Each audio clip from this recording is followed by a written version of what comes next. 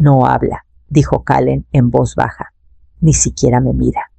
Abrí la puerta de la casa y ahí estaba ella, Renata, 8 años recién cumplidos, con unos ojos demasiado quietos para una criatura tan chiquita, abrazando su mochila como si fuera lo único que le sostenía la columna. No dijo ni mu, ni una miradita. Pasó a mi lado y entró directo con pasitos suaves pero firmes, como quien ya sabe que no va a encajar. Kallen entró detrás con 2 maletas viejitas, las agarraderas deshilachadas, y me soltó una disculpa gastada. Aquí nos quedamos, dijo. No más mientras resuelvo la cosa. Asentí no porque tuviera respuestas, sino porque no había nadie más a quien asentirle.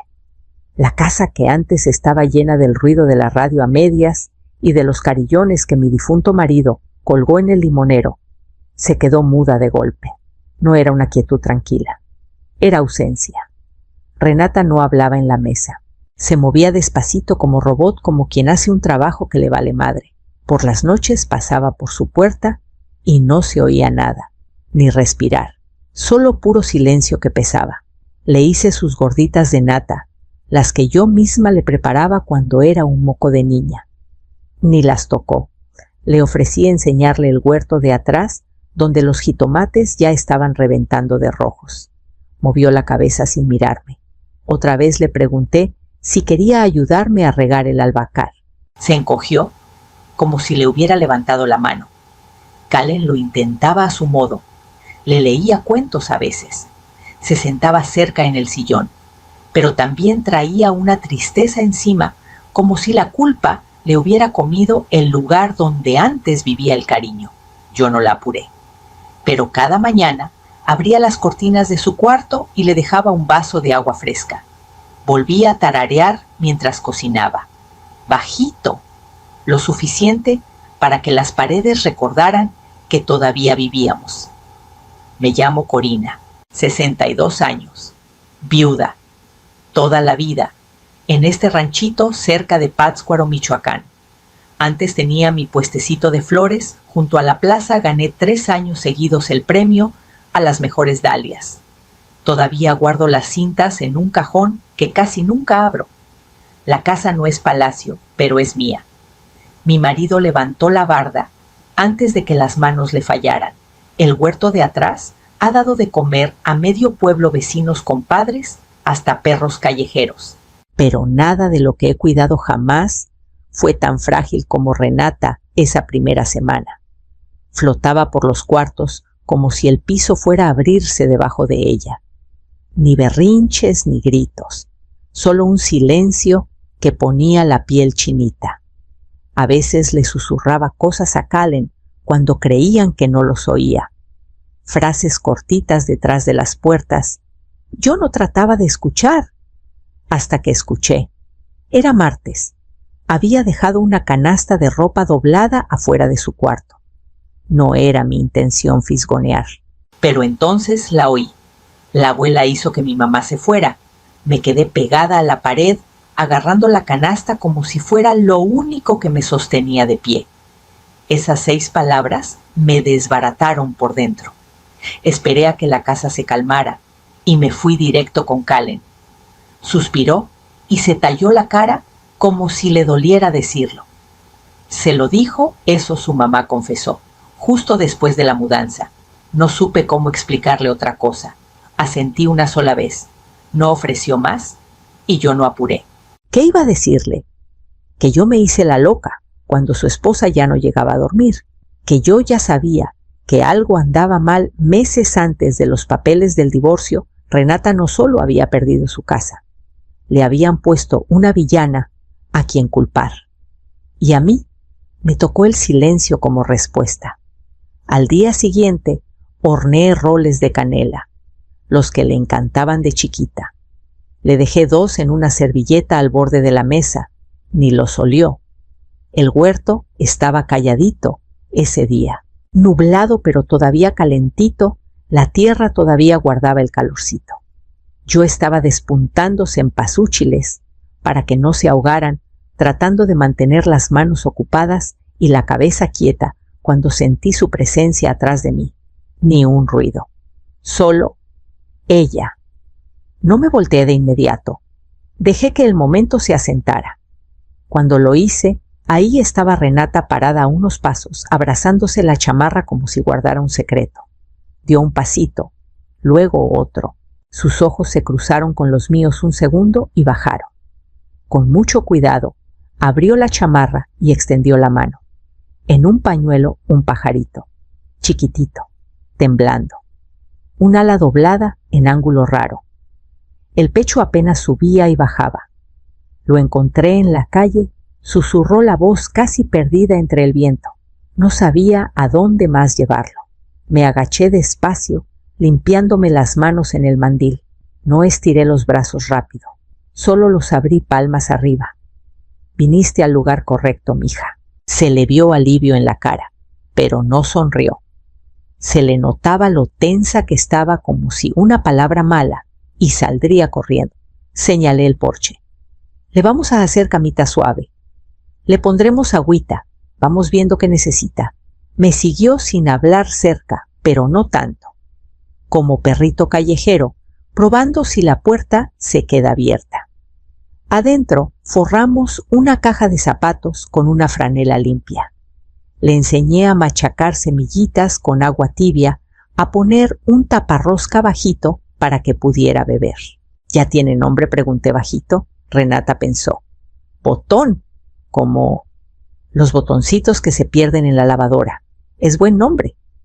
El pajarito casi no se movía, pero Renata se quedó 1 hora sentada junto a la caja, nomás mirando. Esa noche dejé que la sopa se derramara. Me valió. A la mañana siguiente entré a la cocina a hacer café.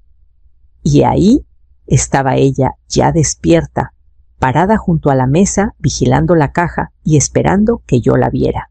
Doblamos la franela 2 veces y la metimos a la caja como cunita. Botón apenas pesaba.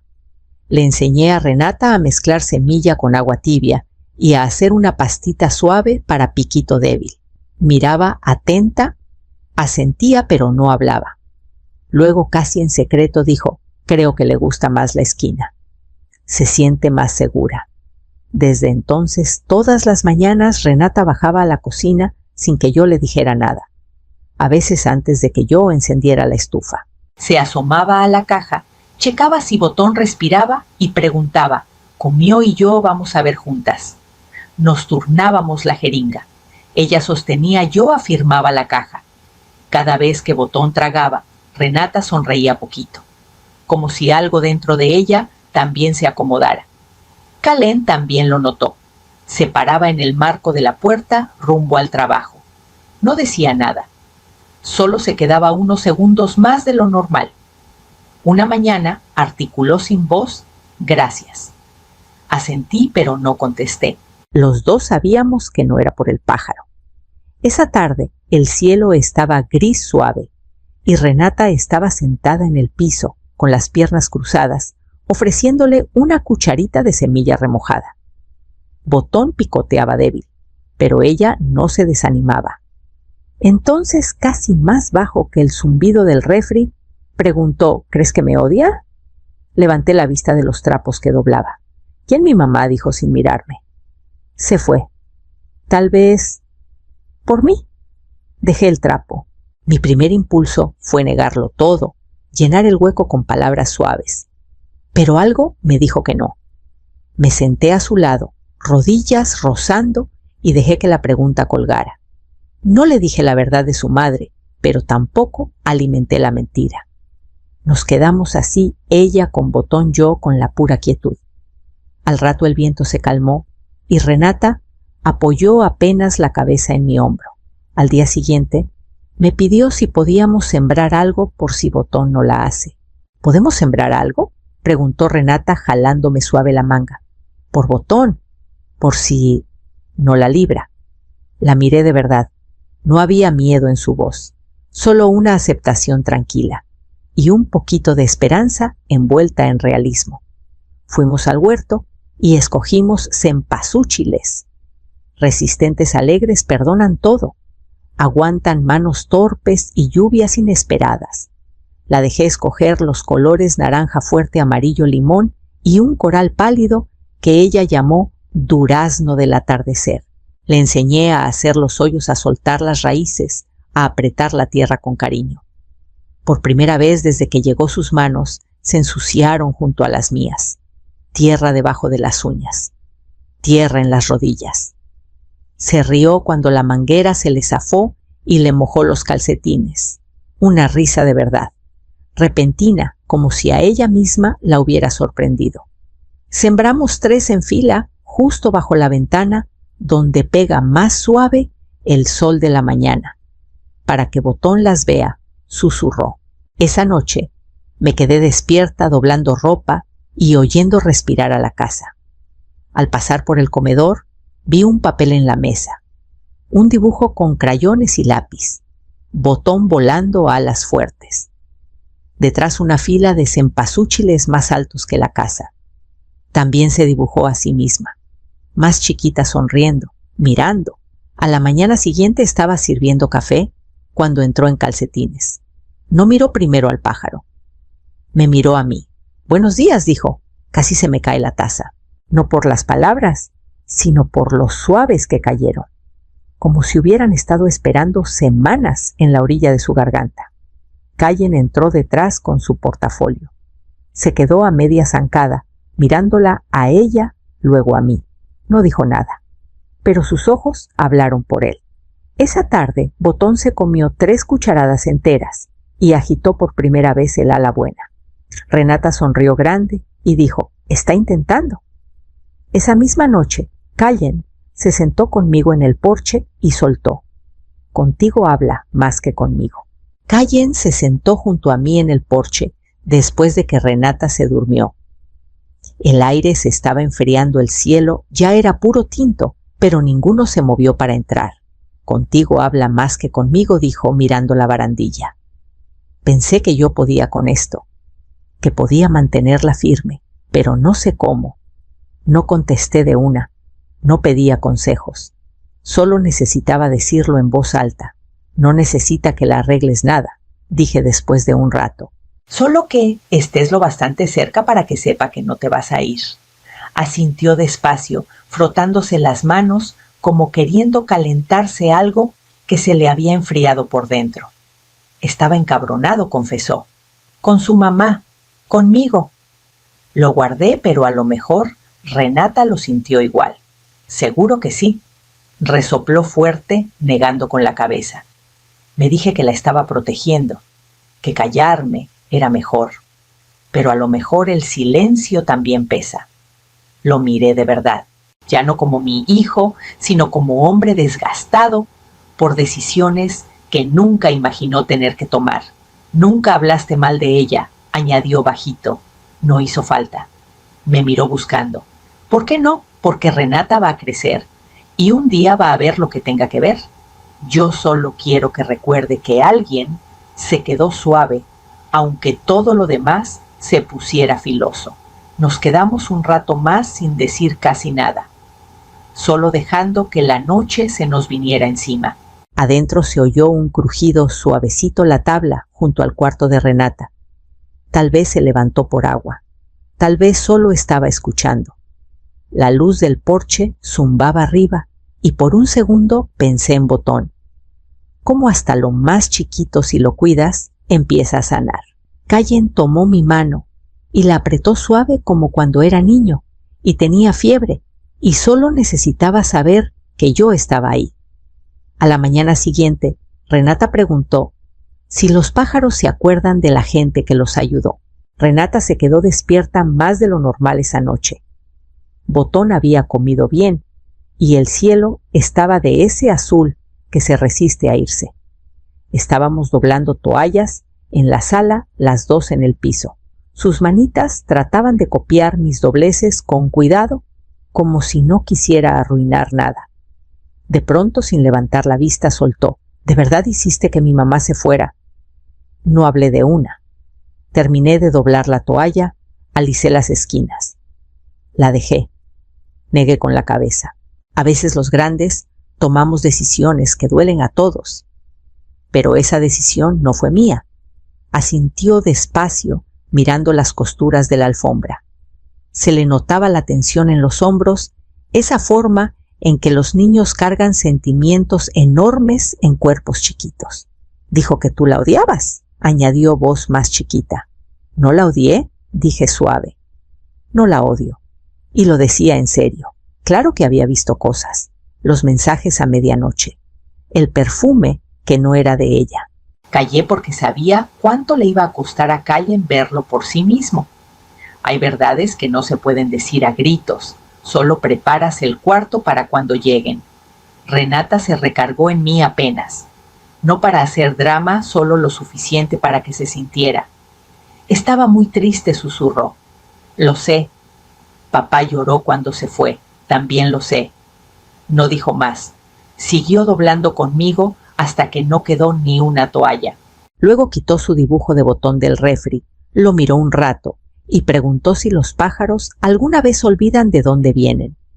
A la mañana siguiente, Botón dio 3 pasitos hasta el borde de la caja y estiró las 2 alas por primera vez. Renata aplaudió tan bajito que fue casi un susurro. Luego dijo, creo que quiere volar. Botón se fue poniendo fuerte día con día. Ya no temblaba, las plumas le brillaban otra vez. Los ojitos, que antes estaban apagados, ahora estaban vivos, curiosos. Renata lo notó primero. Ya está lista para volar, dijo bajito, viendo cómo Botón saltaba por el borde de la caja. Esperamos a que el sol calentara bien el huerto y sacamos la caja. Renata eligió un lugarcito suave junto a los cempasúchiles, donde los tallos se inclinaban hacia la luz. Abrió la tapa despacito, conteniendo el aire. Botón no salió disparada. Se quedó en el borde, ladeó la cabeza, recorrió todo con la mirada como memorizando.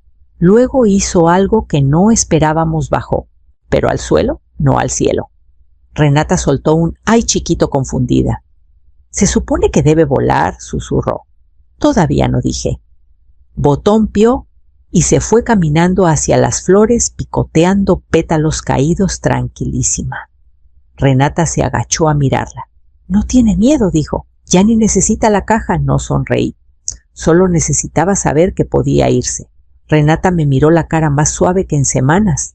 Tal vez no esté lista para irse, o tal vez dije, sabe que aquí está segura. Nos sentamos en el césped, piernas recogidas, viendo a Botón pasearse por el huerto como si siempre hubiera sido suyo.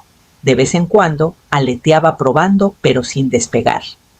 Renata apoyó la barbilla en las rodillas. «¿Crees que se quede?» «Creo que sabrá a dónde regresar». Esa noche volvió a dibujar.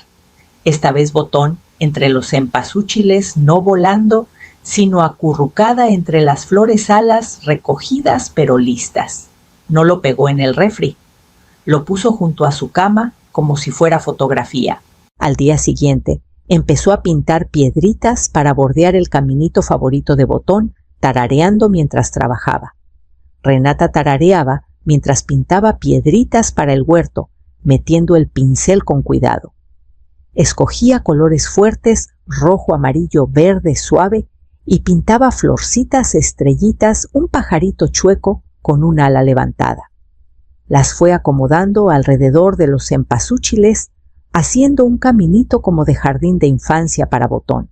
Unas llevaban a la caja, otras al rincón donde le gustaba tomar el sol. Su risa salía más fácil, ahora se mezclaba con el ruido de los carillones, y los pájaros ya no sonaba extraña. Hasta Botón, salvaje como era, seguía regresando. Unos días se paraba en la barda, otros en el barandal del porche, pero casi siempre cerca de Renata, picoteando la tierra junto a sus pies. Pío cuando la manguera la salpicaba. Nunca se espantaba, nunca tenía miedo. Una tarde, Renata se agachó a verla saltar por las piedras pintadas. «Nos recuerda», dijo sonriendo, aunque ya esté brava. «¿Recuerda dónde la quisieron?», contesté. Renata asintió como si hubiera entendido algo más grande que las palabras. Esa noche nos sentamos en el columpio bajo el árbol de ciruelo. Apoyó la cabeza en mi costilla y vimos cómo el sol se escondía detrás de los cerros. El cielo se puso de ese naranja que ella decía que parecía su crayón melocotón. ¿Crees que Botón a veces piensa en cuando estaba en la caja?, preguntó. Puede ser, dije, pero creo que recuerda más quién se sentó junto a ella. No contestó. No hacía falta. El silencio entre nosotras ya no estaba vacío. Estaba lleno de lo que había crecido, de lo que había sanado y de lo que no se había volado. A la mañana siguiente había una notita junto a mi taza de café. Botón estuvo aquí. Se paró un rato en la caja y luego voló a los cempasúchiles. Creo que los extrañaba. Renata la doblé con cuidado y la guardé en el cajón junto a mis cintas viejas. Ya se venía el frío de noviembre y Renata ya me había pedido una chamarra con muchos bolsillos por si vuelve a aparecer algo chiquito que necesite salvarse. El otoño se acomodó sobre el huerto como rebozo mañanas frescas, luz más corta, las últimas flores aferrándose al color. Renata se abrigaba la chamarra mientras regaba los cempasúchiles, los labios fruncidos de concentración. Seguro Botón ya se fue para siempre, dijo una mañana, acomodando sus piedritas pintadas. Puede ser, contesté, barriendo las hojas del porche. No sonaba triste, solo segura como hablan los niños cuando ya están preparando el corazón para lo que no pueden controlar. Esa tarde estaba yo lavando trastes cuando vi un movimiento rápido por la ventana de la cocina. Chiquito, filoso, conocido. Me sequé las manos y me acerqué. Botón, parada en el barandal del porche como si nunca se hubiera ido. Las plumas infladas contra el viento, la cabecita ladeada hacia el huerto. La llamé a Renata. Corrió descalza los calcetines resbalando en el piso, ojos enormes, en cuanto la vio. Botón susurró. Nos quedamos ahí las dos casi sin respirar. El pajarito se quedó unos minutos lo suficiente para estar seguras lo suficiente para ser visto, y luego se voló otra vez. Pensé que se había ido, dijo Renata, voz suave pero firme. Y se fue, contesté. A veces todos necesitamos irnos un rato. Me miró buscando. Pero podemos escoger a dónde regresar, ¿verdad? Asentí. Sí, podemos. Volteó hacia el porche, luego al cielo, donde quedaba la última luz sobre los cerros. Los hombros se le aflojaron. Se instaló un silencio distinto, no el que trajo al llegar, sino uno más suave, acogedor, seguro. Esa noche, después de que se durmió, entré a su cuarto a cerrar las cortinas. En la mesita había otro dibujo Botón, en el barandal el huerto abajo, y dos figuras en la ventana juntas, hombro con hombro. No lo moví, me quedé ahí parada, viendo el ritmo lento de su respiración. En el cajón de las cintas guardé la notita junto al último dibujo, no porque necesitara pruebas de lo que había cambiado, sino porque quería recordar el día exacto en que ella regresó a mí por su propia voluntad en su tiempo al lugar que ella misma eligió.